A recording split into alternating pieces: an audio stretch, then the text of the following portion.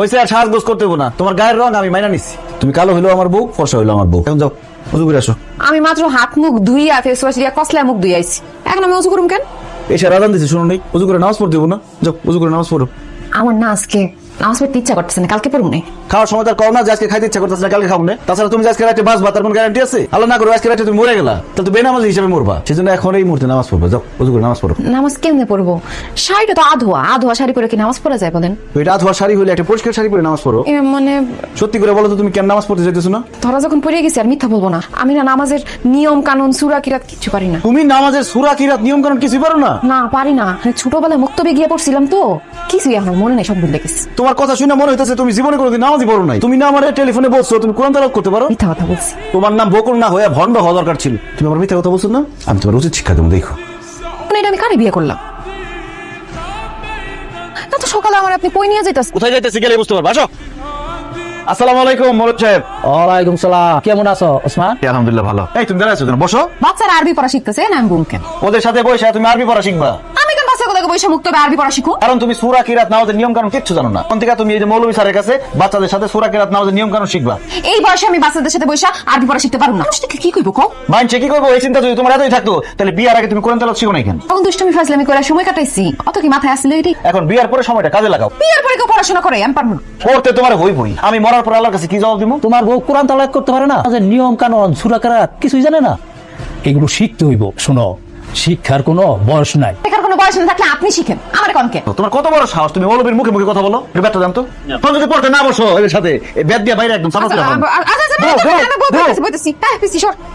হুজুর আমার বউরে যেভাবে হোক আরবি শিখাই দিবেন, কোরআন তেলাওয়াত করতে হবে তার। তোমার বউ পড়াশোনা না করলে কিভাবে টাইট জাম লাগে সেটা আমি খুব ভালো করেই জানি। তোমার ঘরে ছেলের বউ থাকতে তুমি এই বয়সে এত কষ্ট করে রান্না বান্না কেন করতেছো? আমি রান্না করবো? তুমি যদি রান্না না করো তো বিয়ার পরে কি এই বাড়িতে তুমি ফ্যাশন শো করতে আসছো? রান্না করতে পারি না। রান্না করতে পারো না মানে? তুমি না ফোনে আমারে বলছো তুমি রান্না করতে পারো। তুমি এত ভালো রান্না করো, তোমার হাতের রান্না খাইলে আমি বলে সব ভুলে যাবো। সেটা তো আম্মা শিখাই দিচ্ছে দেখা বলছে। তখন যদি আপনি আমার জিজ্ঞেস করতেন বকুল তুমি কি বিমান চালাতে পারো, আমি কিন্তু ভাও পারি, কারণ আম্মা বলছে যা জিগাইবো সব কবি পারি পারি, যাতে বিয়াটা না ভেঙে যায়। রান্না তো দূরের কথা, পানি কেমনে গরম করতে আমি সেটাও জানি না। হাই হাই রে, কেন যে আমি না যাই না বুঝে টেলিফোনে বিয়ে করতে গেলাম, তোমার ধরা খেলাম আমি। আদর দিয়ে বান্দর বানাইছে তোমার বাপ মা, তাই না? তোমার আদর আমি ছুটাইতেছি, খারাপ। তোমার কথা শুনে রান্না বান্না করতে গিয়া ভাতের মার আমার হাতের উপর পড়ছে, হাতটা পুরো জ্বললা পুড়ে গেল। একদিন রাঁধতে গিয়ে হাত পুড়ে ফেলাইছো। আমার মা বছরের পর বছর রাঁধে। শোনো বকুল, একজন নারীর তার সংসারের উন্নতির জন্য এরকম জয়লা পুইরা কয়লা হতে হয়। আর এখন যদি তোমার শ্বশুর শাশুড়ি না খাওয়াও, তুমি যখন শাশুড়ি হইবা তোমার পোলার বউ তোমার খাইতেই দিব না। তোমার বিয়ার পর থেকে বুঝতেই আছি, আমার তো মনে হইতেছে তুমি আমার স্বামী না, তুমি আমার শিক্ষক। যা করতেছি তোমার ভালোর জন্যই করতেছি। বকুল তুমি কেমন আছো? বকুল তোমার বিয়ের পরে আমি কতবার কল দিছি, কতবার মিস কল দিছি, আমার কলও ধরো নাই, মিস কল ব্যাকও করো নাই। তুমি আমার একটা বার কও আমার কি অপরাধ ছিল?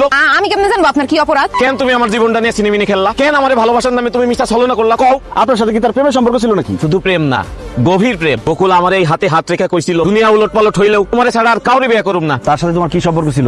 আমি তার ভালোবাসি না, তার বুইলাই গেছি আমি। হয় নিরীহ লোকটারে মারতেছেন কেন? লোক কারেন্টে আমি সুদের টাকা নিয়েছিলাম, দিতে পারি না দেখে সে আমাকে এইভাবে মারতাছে, সুদ করে বাচ্চা। আপনি সুদের কারবার করেন, আপনি সুদখোর। আমি তো ভাবছি আপনি একজন জ্ঞানী লোক, এখন তো দেখতেছি আপনি একটা সুদখোর। রাখেন আপনার ওসমান, আপনি কি খাইতেছিলেন সেটা বলেন। সিগারেট খেতেছিলাম। গাঞ্জটি আবার কি খাইবো? আর বলে না দুলা ভাই, জীবনটাই শেষ করে দিল নেশা পানি কইরা। তুমি না আমার বলছো যে তোমার বড় ভাই বলে আতরের ব্যবসা করে? দেখতেছি সে একজন গাঞ্জটি। তবে এবার যদি আপনারা আমাকে পাস করায় নিয়ে আসে, আপনাদেরকে আমি পাস দেব।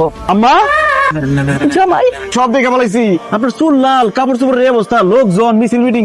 রিনা আপাতত সামনের বছর চেয়ারম্যান নির্বাচন করবো। ওই একটু আর কি মিছিলের সামনে একটু পড়ে গেছিলাম, এই আর কি। এখন তো দেখতেছি শাশুড়ি রাজনীতি করে, শ্বশুর সুদ খায়, সন্দিন নেশাখোর।